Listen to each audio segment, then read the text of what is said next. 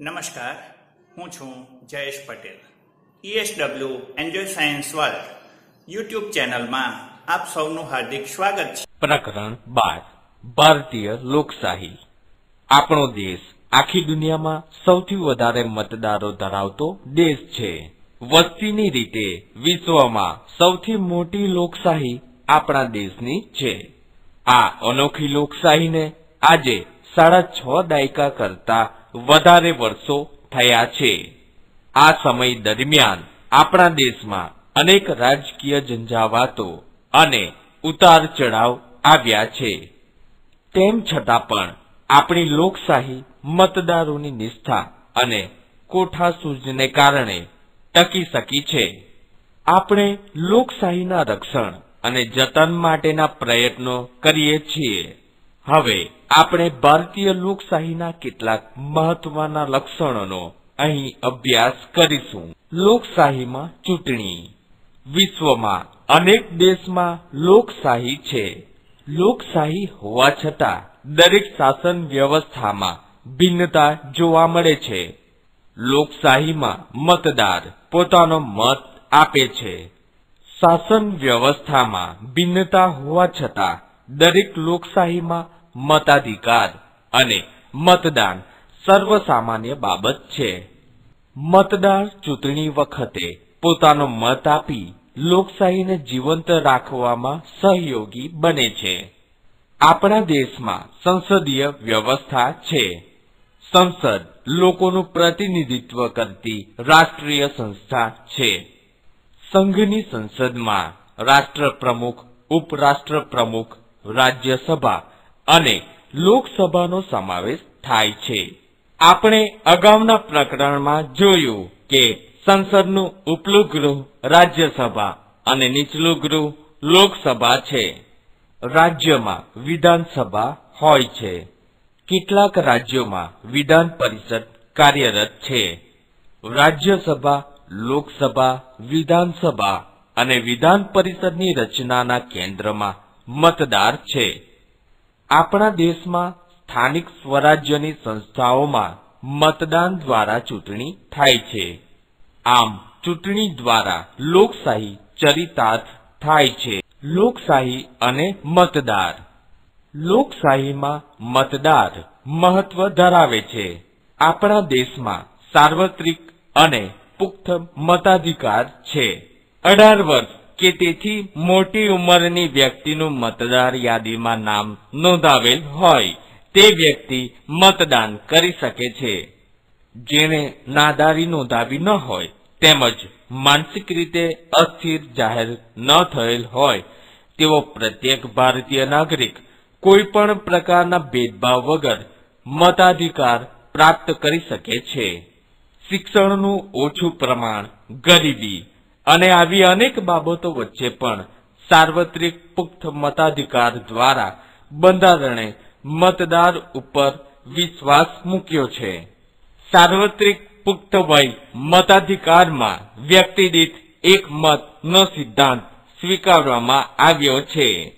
લોભ, લાલચ અને ડર વગર મતદાન કરવાની દરેક નાગરિકની ફરજ છે. મતદાર જાગૃત તેમજ પોતાની ફરજ પ્રત્યે સભાન હોવો જોઈએ. બંધારણમાં દરેક નાગરિકને જ્ઞાતિ, ધર્મ, જાતિ કે શિક્ષણના ભેદભાવ વગર મતદાનનો અધિકાર આપવામાં આવ્યો છે. લોકશાહીમાં મતદાન એક મહત્વપૂર્ણ પ્રક્રિયા છે. આપણા દેશમાં સાર્વત્રિક મતાધિકાર છે. મતદાન મતદારનો અધિકાર હોવા ઉપરાંત મતદાન આપણી ફરજ પણ છે. દરેક મતદારે પોતાના અધિકારનો ઉપયોગ કરવો જોઈએ. લોકશાહીનો આધાર સ્તંભ ચૂંટણી. લોકશાહીનો આધાર એટલે ચૂંટણી. ચૂંટણી વખતે ઉત્સવ જેવું વાતાવરણ જોવા મળે છે. ચૂંટણી વખતે પ્રજા તેમના પ્રતિનિધિનું મૂલ્યાંકન કરી શકે છે. નિર્ધારિત લાયકાત ધરાવતી દરેક વ્યક્તિને લોકશાહીમાં ચૂંટણી લડવાનો અધિકાર છે. ચૂંટણીમાં રાજકીય પક્ષો ઉપરાંત અપક્ષ ઉમેદવારો ચૂંટણી લડે છે. ચૂંટણીમાં જે રાજકીય પક્ષ અથવા જે રાજકીય પક્ષોના ગઠબંધનના સૌથી વધારે ઉમેદવારો વિજેતા બન્યા હોય તે સત્તા પર આવે છે. લોકશાહીમાં લોકોનું સમર્થન મેળવીને જ સત્તા સુધી પહોંચી શકાય છે. આપણી લોકશાહી વ્યવસ્થામાં દેશની સૌથી ટોચની સંસ્થા સંસદ અને સૌથી પાયાનો એકમ ગ્રામ પંચાયત છે. ગ્રામ પંચાયત, તાલુકા પંચાયત અને જિલ્લા પંચાયત જેવી સ્થાનિક સ્વરાજ્યની સંસ્થાઓમાં પણ ચૂંટણી થાય છે. આ સંસ્થાઓમાં લોકોના મતદાન વડે જ વિજેતા સભ્યોની પસંદગી થાય છે. નાના શહેરોમાં નગરપાલિકા કે મોટા શહેરોમાં મહાનગરપાલિકાની ચૂંટણી થાય છે. ચૂંટણી લોકશાહીને જીવંત અને ધબકતી રાખે છે. રાજકીય પક્ષો તેમજ ચૂંટણીના ઉમેદવારો માટે ચૂંટણી ખૂબ જ મહત્વ ધરાવે છે. ચૂંટણી લોકશાહીની પારાશીશી છે. ચૂંટણી મતદારને તેના ઉમેદવારનું મૂલ્યાંકન કરવાની તક આપે છે. ચૂંટણી દેશમાં નવી રાજકીય વ્યવસ્થા કે રાજકીય વલણો સર્જે છે. ચૂંટણીથી દેશના સામાજિક અને આર્થિક વાતાવરણનો ખ્યાલ આવે છે. ચૂંટણી દ્વારા સરકારોનું ભવિષ્ય નક્કી થાય છે. રાજકીય પક્ષો ઉપરાંત અપક્ષો અને સંગઠનો ચૂંટણી લડતા હોય છે. સંસદીય લોકશાહીમાં જે રાજકીય પક્ષના ઉમેદવારો વધારે સંખ્યામાં ચૂંટાઈ આવે તે પક્ષ અથવા ગઠબંધનને આધારે ચૂંટાયેલા સભ્યોનો સમૂહ સત્તામાં આવે અને સરકાર રચે છે. લોકશાહીમાં લોકોનું સમર્થન ચૂંટણી દ્વારા જ જાણી શકાય છે. લોકોના સમર્થન દ્વારા જ સત્તા મેળવી કે ટકાવી શકાય છે. લોકશાહીનો પ્રાણ ચૂંટણી હોય. ચૂંટણી પ્રક્રિયા પારદર્શક હોય તે ખૂબ જ મહત્વનું છે. લોકશાહીમાં લોકમત. આપણા દેશમાં પ્રાતિનિધિક લોકશાહી છે.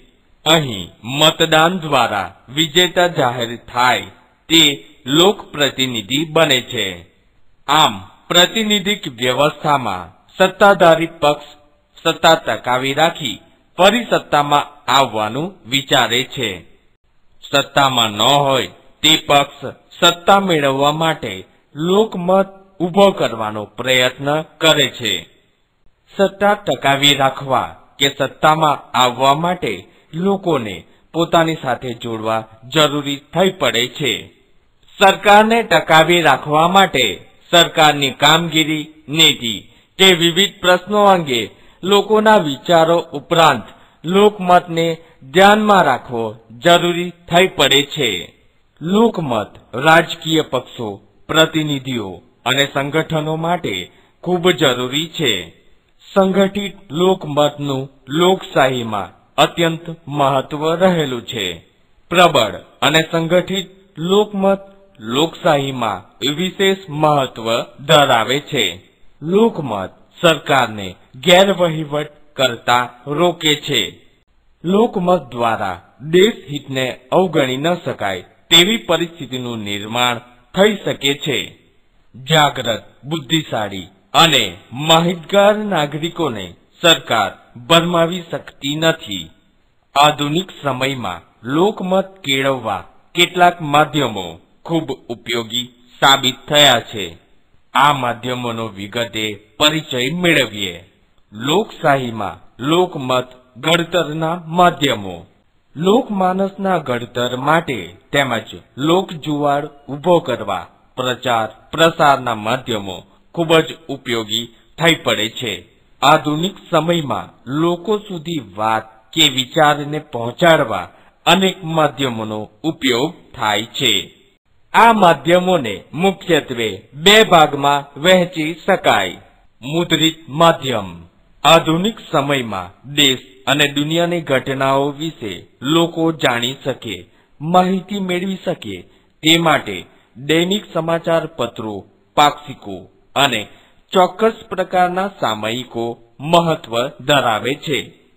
આવા માધ્યમમાં છપાઈને આવતી વિગતો લોકો વાંચી જાણકારી મેળવી પોતાના અભિપ્રાય સાથે વાતનો સ્વીકાર કે અસ્વીકાર કરે છે. વિવિધ વિચારસરણી ધરાવતા લોકો એક જ વિગત વાંચીને જુદા જુદા તારણ ઉપર આવે તેવું બની શકે છે. છપાયેલી એક જ પ્રકારની વિગતોને પોતપોતાના વ્યક્તિગત અભિપ્રાયો આપે છે. આ અભિપ્રાયોની વિગત સાચી, તટસ્થ અને કોઈ પણ પ્રકારના પૂર્વગ્રહ વગરની હોય તે જરૂરી છે. જો આ વિગતો પૂર્વગ્રહ સાથે છપાઈ હોય તો ખોટો લોકમત ઊભો થવાની સંભાવના છે. ખોટો લોકમત ઊભો કરવા સરકાર પોતાની સિદ્ધિઓ જ બતાવે અને તેની ભૂલો, નિષ્ફળતાઓ કે ખામીઓ છુપાવે એવું ન બને તે માટે અખબારી સ્વાતંત્ર્ય હોવું અત્યંત જરૂરી છે. આપણો દેશ ભાષા, સંસ્કૃતિ અને પ્રાદેશિક વિવિધતા ધરાવતો હોય દેશની વિવિધતા વચ્ચે પ્રાદેશિક ભાષાના સ્થાનિક અખબારો વાંચકોના આકર્ષણનું કેન્દ્ર બન્યા છે. આ કારણે તેઓ લોકમત ઘડતરમાં મહત્વની ભૂમિકા ભજવી શકે છે. જ્યાં સાક્ષરતાનું પ્રમાણ ઓછું હોય તેવા દેશ કે પ્રદેશમાં મુદ્રિત માધ્યમો લોકમત કેળવવામાં અસરકારક સાબિત થતા નથી. આમ છતાં મુદ્રિત સાહિત્યના પ્રભાવને કારણે આજે વિવિધ સંગઠનો, ઔદ્યોગિક જૂથો અને રાજકીય પક્ષો પોતાના દૈનિક પત્રો કે મુખપત્રોનું પ્રકાશન કરે છે. સરકાર દ્વારા અનેક પ્રકારના સામયિકો, માહિતી આપતા અંકોનું પણ પ્રકાશન કરવામાં આવે છે. વિજાણુ માધ્યમ. લોકમત ઘડતરમાં રેડિયો, ટેલિવિઝન, સિનેમા જેવા દ્રશ્ય શ્રાવ્ય માધ્યમોનું સ્થાન મહત્વનું છે. જ્યાં નિરક્ષરતાનું પ્રમાણ વધુ હોય ત્યાં વિજાણુ માધ્યમ વધુ અસરકારક છે. વર્તમાન પત્રો કે સામયિકો કરતાં રેડિયો અને ટેલિવિઝનનું મહત્વ વધારે જોવા મળે છે.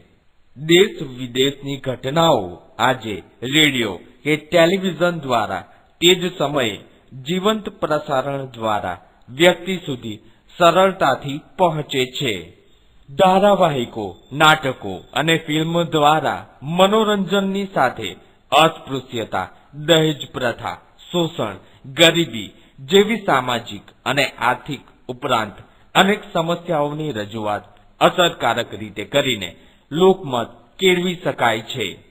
આધુનિક સમયમાં ટેલિવિઝન ઉપરાંત ઇન્ટરનેટના આગમન અને તેના ફેલાવાથી લોકો ઘરે બેઠા સમાચારો, ધારાવાહિકો, નાટકો અને ફિલ્મનો આનંદ માણે છે. આજે આ માધ્યમ દ્વારા રજૂ થતી વિકૃત, બીભત્સ અને હિંસાની માણસ પર ખરાબ અસર થઈ શકે છે. આવા મહત્વના માધ્યમમાં અયોગ્ય પ્રસારણ ન થાય અને તેના ઉપર યોગ્ય નિયંત્રણ મુકાય તે જરૂરી છે. વિજાણુ માધ્યમમાં પ્રસારિત થતા વિવિધ બીભત્સ અને હિંસા દર્શાવતા કાર્યક્રમો સામે રાજકીય પક્ષો અને સ્વૈચ્છિક સંગઠનો યથાયોગ્ય સમયે આંદોલન કરે તે લોકશાહીમાં આવકાર્ય છે. આજકાલ ટેકનોલોજી એટલી ઝડપી છે કે ઇન્ટરનેટ અને સેલફોન દ્વારા સતત લોકો એકબીજાથી સંપર્કમાં રહી પોતાની વાત કે વિચારો ફેલાવવાનું કાર્ય કરે છે. આજે લોકમત કેળવવા માટે વિજાણુ માધ્યમોનો બહોળા પ્રમાણમાં ઉપયોગ થાય છે. ટેલિવિઝન, રેડિયો, ખાનગી રેડિયો એટલે કે FM આધુનિક સમયમાં લોકમત કેળવવા માટે વિશિષ્ટ માધ્યમ છે. તટસ્થ વિગતો કે જાણકારી વગર આધુનિક સમયમાં ઘટનાની માહિતી ઝડપથી ફેલાઈ જાય છે. ખોટી વિગતોને આધારે ક્યારેક ખોટો લોકમત કેળવાઈ જવાનો ડર રહે છે. વિજાણુ માધ્યમ દ્વારા થતા વિવિધ પ્રકારના સર્વે લોકમત કેળવવાનું કાર્ય કરે છે. કોઈ ચોક્કસ વિગતોને આધારે લોકમત જાણવા સર્વે કરવામાં આવે છે. ચૂંટણી સમયે ઓપિનિયન પોલ રજૂ કરવામાં આવે છે.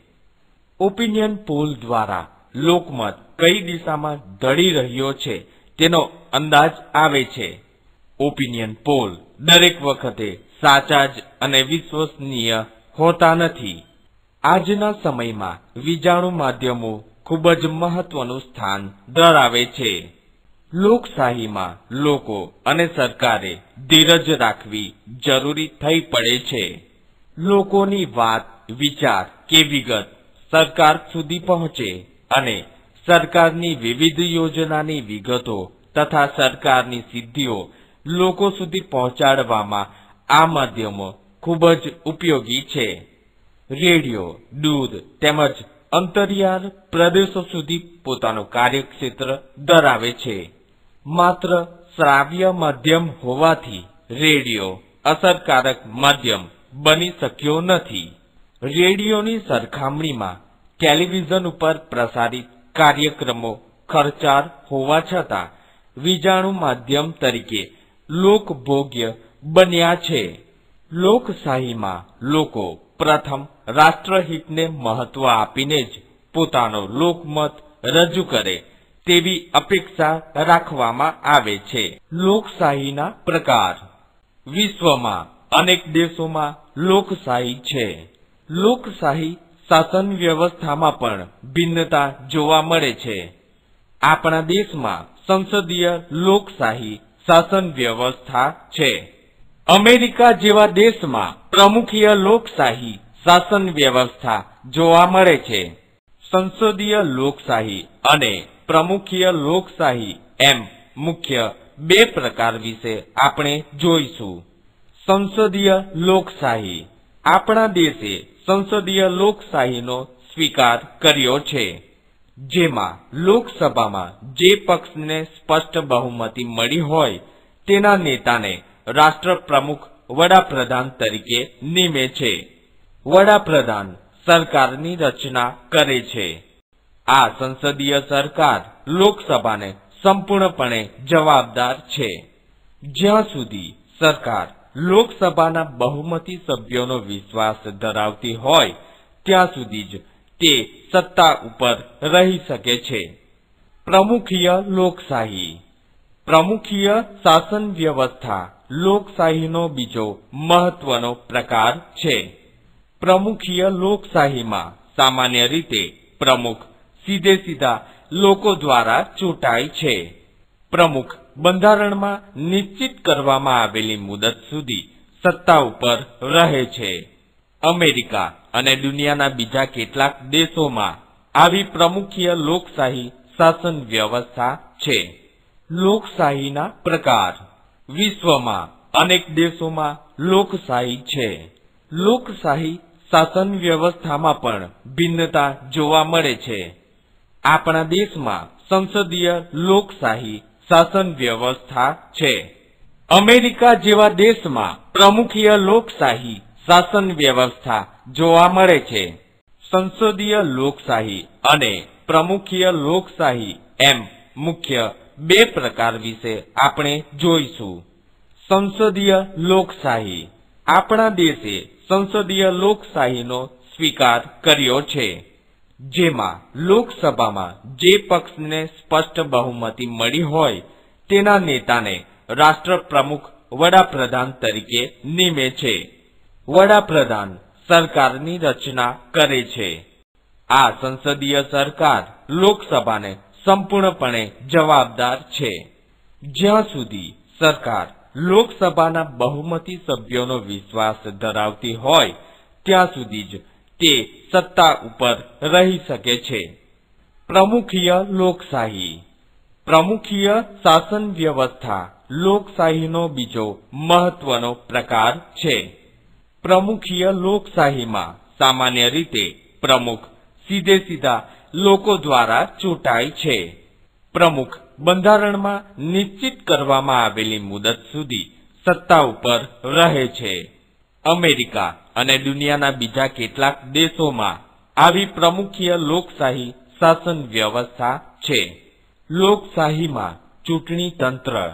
આપણો દેશ વિશ્વમાં સૌથી વધારે મતદારો ધરાવતો દેશ છે. આ ચૂંટણી પ્રક્રિયાનું સંચાલન, નિયમન અને નિરીક્ષણ ચૂંટણી પંચ કરે છે. દેશની લોકશાહી જીવંત રહે તે માટે ચૂંટણી પંચ સ્વતંત્ર, નિષ્પક્ષ અને સ્વાયત્ત હોવું જરૂરી છે. ચૂંટણી પંચની સ્વાયત્તતા જળવાઈ રહે તે જરૂરી છે. આ માટે ચૂંટણી કમિશનરોની નિમણૂક, નોકરીની શરતો અને હોદ્દા પરથી મુક્ત કરવા કે દૂર કરવા માટે બંધારણમાં ચોક્કસ જોગવાઈ કરવામાં આવી છે. સંસદ, રાજ્યોની વિધાનસભા, વિધાન પરિષદ ઉપરાંત રાષ્ટ્રપ્રમુખ અને ઉપરાષ્ટ્રપ્રમુખની ચૂંટણી કરવા માટેની જવાબદારી અને સત્તા ચૂંટણી પંચની છે. આપણા દેશની ચૂંટણી ગુપ્ત મતદાન દ્વારા થાય છે. વિધાનસભા કે સંસદની 5 વર્ષની મુદત પૂર્ણ થાય ત્યારે તેનું વિસર્જન કરી નવેસરથી ચૂંટણી કરવામાં આવે છે. કોઈના અવસાન કે રાજીનામાથી ખાલી પડેલ બેઠક ભરવા માટે યોજાતી ચૂંટણીને પેટા ચૂંટણી કહે છે. ચૂંટણીની તારીખોની જાહેરાત, ઉમેદવારી પત્ર ભરવાથી લઈ તેની ચકાસણી, ઉમેદવારી પત્ર પાછું ખેંચવાની તારીખ, ઉમેદવારની અંતિમ યાદીની જાહેરાત, ચૂંટણી પ્રતીક ફાળવવા માટે નક્કી કરવા જેવી બાબતો ચૂંટણી પંચના કાર્યક્ષેત્રમાં આવે છે.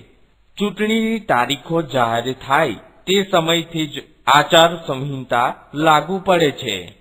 સરકાર આચાર સંહિતાના અમલ દરમિયાન લોકમતને પ્રભાવિત થાય તેવા કોઈ નીતિ વિષયક નિર્ણયો કે લાભકારી જાહેરાતો કરી શકતી નથી.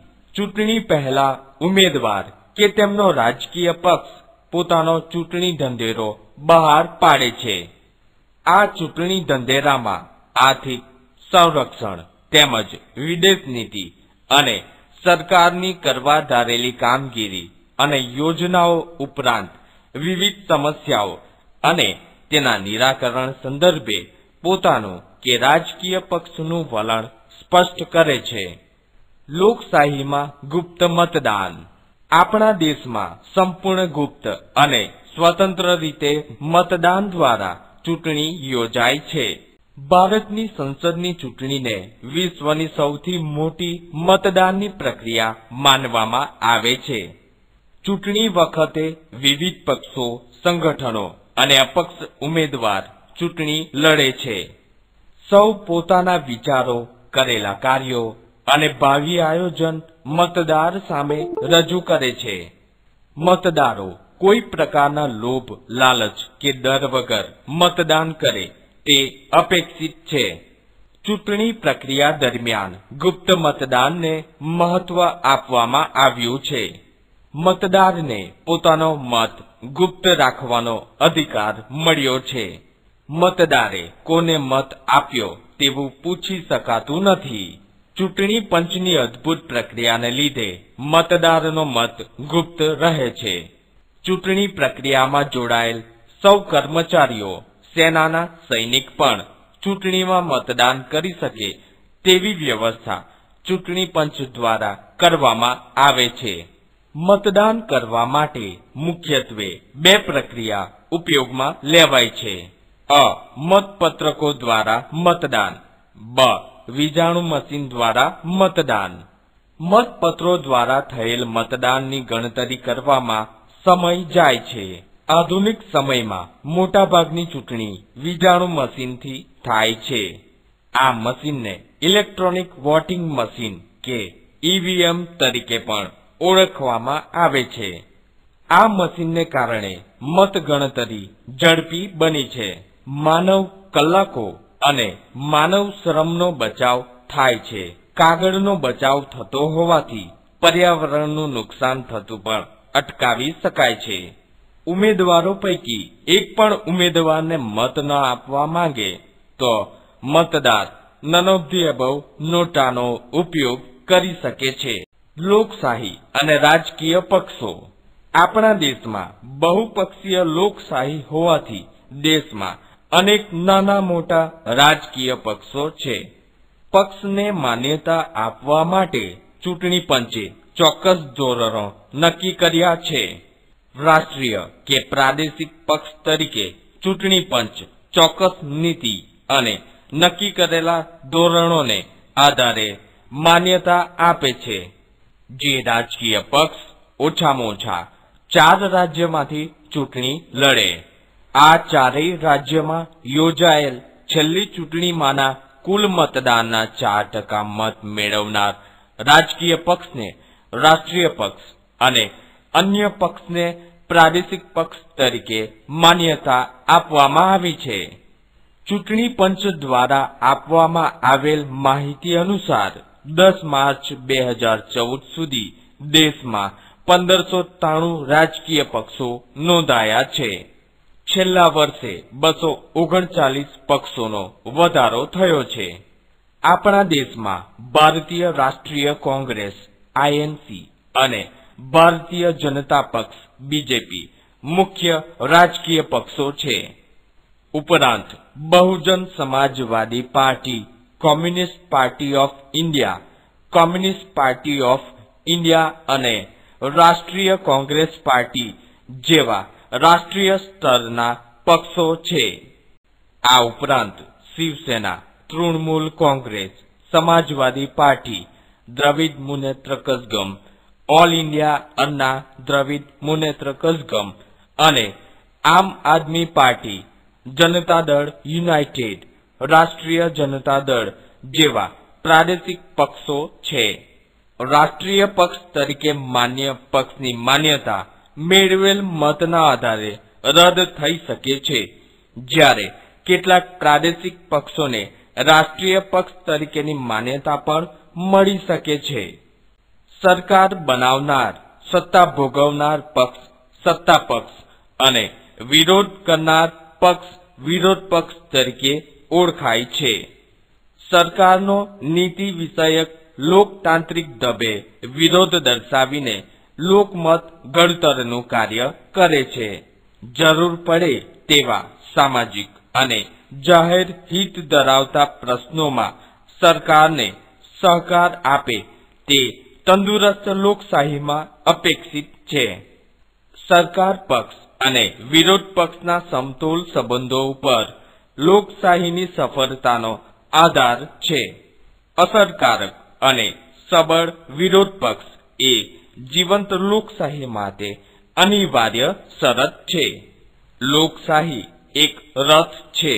સત્તા પક્ષ અને વિરોધ પક્ષ લોકશાહીના રથના 2 પૈડા છે. નમસ્કાર મિત્રો, આ વિડીયો જો તમને પસંદ પડ્યો હોય તો આ વિડીયોને લાઈક અવશ્ય કરો અને જો તમે પહેલીવાર ESW ચેનલ વિઝિટ કરી હોય તો માત્ર એક વખત આ સબસ્ક્રાઇબ બટન પર ક્લિક કરો અને તેની બાજુમાં રહેલ બેલ આઇકોન પર દબાવી લાઈક ઓલ કરવા મહેરબાની કરશો.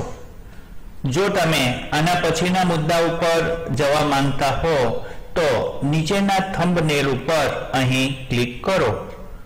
Thank you.